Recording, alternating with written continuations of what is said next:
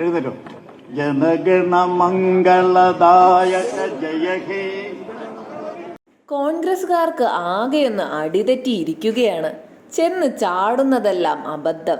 അതാണല്ലോ ഇപ്പോൾ കോൺഗ്രസിന്റെ സമരാഗ്നി പരിപാടിയുടെ അവസാന ദിവസം നമ്മൾ കണ്ടത്.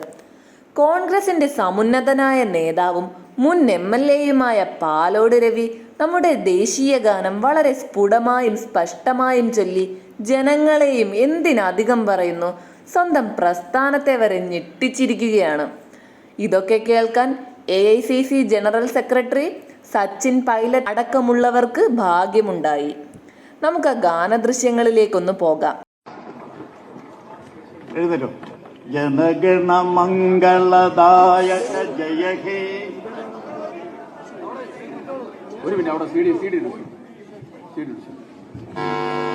കൃത്യസമയത്ത് തന്നെ ടി സിദ്ദിഖ് ഇടപെട്ടത് കൊണ്ട് കാര്യം കൂടുതൽ വഷളായില്ല. എന്തോ തകരാറുണ്ടല്ലോ എന്ന് തോന്നിയപ്പോൾ തന്നെ നമ്മുടെ സതീശനൊന്ന് ഇടം കണ്ടിട്ട് ടി സിദ്ദിഖിനോട് ആ മൈക്കങ്ങ് പിടിച്ച് മാറ്റടോ എന്ന തരത്തിലൊരു നോട്ടം കൊടുക്കുന്നുണ്ട്. എന്നാലും ഇങ്ങനെ തന്നെ അങ്ങ് പാടാൻ വിട്ടിരുന്നേൽ അടുത്ത വരി എന്തായിരിക്കും പാടുന്നതെന്ന് സാക്ഷര കേരളം മൂക്കത്ത് കൈവച്ച് ചോദിക്കുന്ന ചോദ്യമാണ്.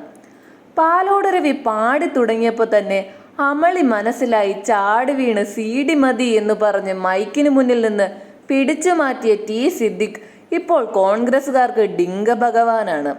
കൃത്യസമയത്ത് തന്നെ രക്ഷപ്പെടുത്തിയല്ലോ.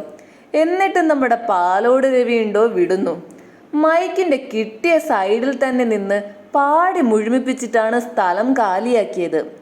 പുള്ളി ദേശീയ ഗാനത്തോട് അനാദരവ് കാട്ടിയെന്നും പറഞ്ഞൊന്നും ആരും വരണ്ട. തെറ്റിച്ച് പാടുന്നതിന് മുൻപ് കൃത്യമായി തന്നെ എല്ലാവരും എണീക്കാൻ അദ്ദേഹം ഉത്തരവിട്ടിട്ടുണ്ടായിരുന്നു. എന്തായാലും കയ്യിന്ന് പോയി. വീഡിയോ വൈറലുമായി. ജനങ്ങൾ ആവശ്യത്തിനധികം പൊങ്കാലയും ഇട്ടു. ഇതിപ്പോ സമരാഗ്നി വേദിയിൽ നിന്ന് ഇങ്ങനെ ആദ്യമായി ട്രോളുകൾ ഏറ്റുവാങ്ങുന്നത് പാലോട് രവിയാണെന്ന് തോന്നും. എന്നാൽ ദിവസങ്ങൾക്ക് മുൻപ് പ്രിയപ്പെട്ട ആന്റണി K. സുധാകരനെ സുരേന്ദ്രൻ എന്ന് വിശേഷിപ്പിച്ച് കണക്കിന് പരിഹാസം ഏറ്റുവാങ്ങിയതാണ്.